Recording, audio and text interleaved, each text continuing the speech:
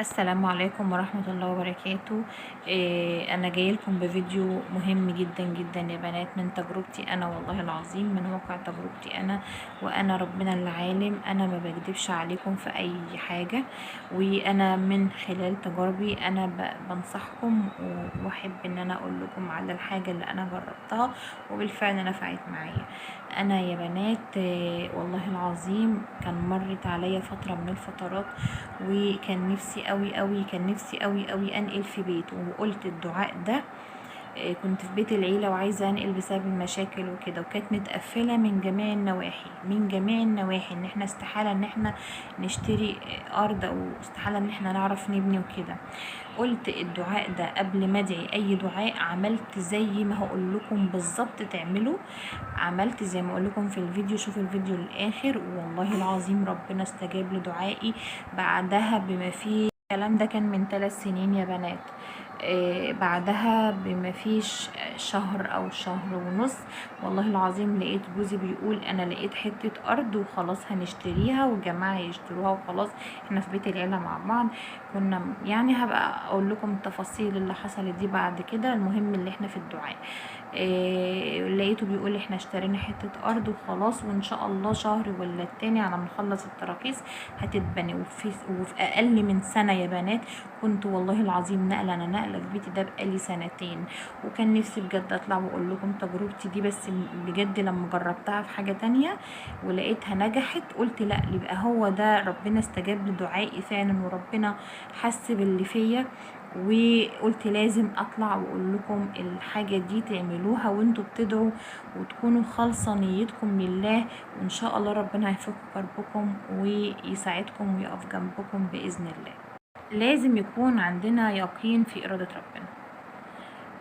انت تبقي متأكدة ان ربنا هيخرجك من المشكلة دي، انت متأكدة ان ربنا هيفك ضيقتك، متأكدة ان ربنا هيسد لك ديونك، انت متأكدة ان ربنا معاكي وشايفك، وشايف من ظالم وشايف من مظلوم.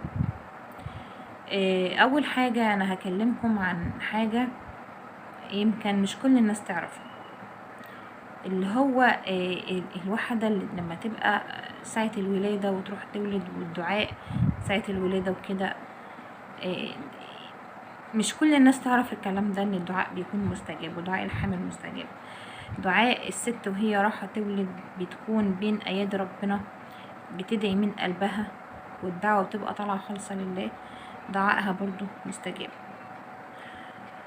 نيجي بقى النقطة المهمة بقى، اللي هو انا عشان اقولها لكم عملت لكم الفيديو ده النهارده. بصراحة انا اتحطيت في مواقف كتيرة جدا جدا صعبة في حياتي، ومر عليا وقت ازمات ما كنتش اتخيل ان انا اتحط في الازمات دي. دايما انا كان عندي يقين في ربنا، ان انا ربنا معايا، وربنا مش بيسيب حقي، ودايما ربنا واقف جنبي. انا من حوالي 3 سنين حصل لي مشكلة في بيت اهل جوزي، وطبعا المشكلة دي عملت معايا، يعني مش هقول لكم أزمة نفسية، يعني أثرت على نفسيتي شوية، وبقيت بين أيادي ربنا بصلي وبدعي وبقول يا رب أنت اللي هتجبر كسري. دايما الدعاء لو دعتوه قبل أي حاجة، قبل ما تدعوا اللي انتوا عايزينه، لو قلتوا الدعاء ده الدعوة مستجابة 100%، الدعوة مستجابة 100%، وخالصة لنيتك انت، يعني على حسب نيتكم، وسلكوا النية لوجه الله، هتلاقوا ربنا فرجها عليكم واستجاب لكل الدعوات. لازم قبل ما تيجوا تدعوا تقولوا زي ما هقول لكم كده، وما تنسوش طبعا صلاة القيام. صلاة القيام دي معجزة من المعجزات. الدعاء بقى هو ايه؟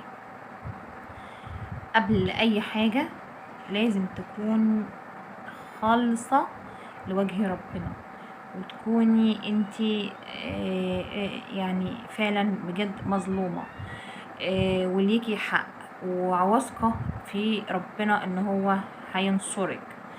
فقبل اي حاجة لازم تستغفري 7 مرات، وتقولي الحمد لله 7 مرات، والله أكبر 7 مرات، ولا إله إلا الله 7 مرات، وتكبري اللي هو تكبير الصلاة، الله أكبر الله أكبر، أشهد أن لا إله إلا الله، وأشهد أن محمد رسول الله، حي على الصلاة حي على الصلاة، التكبير اللي كلنا حافظينه. ماشي. وبعد كده تصلي صلاة القيام، تدعي بقى بكل اللي انت عايزة تدعيه. صدقيني صدقيني ربنا هيستجيب لك. مفيش بينك وبين ربنا اي حجاب. يعني دلوقتي بتبقي انت والملائكة بيستجيبوا وبيقولوا امين امين وراكي. والله العظيم يا بنات انا ما عملت كده، بعدها بفترة شفت ربنا خلص لي حقي من كل اللي ظلموني، وشفت ربنا جبرني، وربنا رزقني ببيت جديد، وكنت مخنوقة جدا، وكنت متضجرة جدا، وكانت متقفلة في وشنا. بصيت لقيت ربنا فتحها في وشنا فجأة، وبنينا واشترينا بيت جديد وبنينا.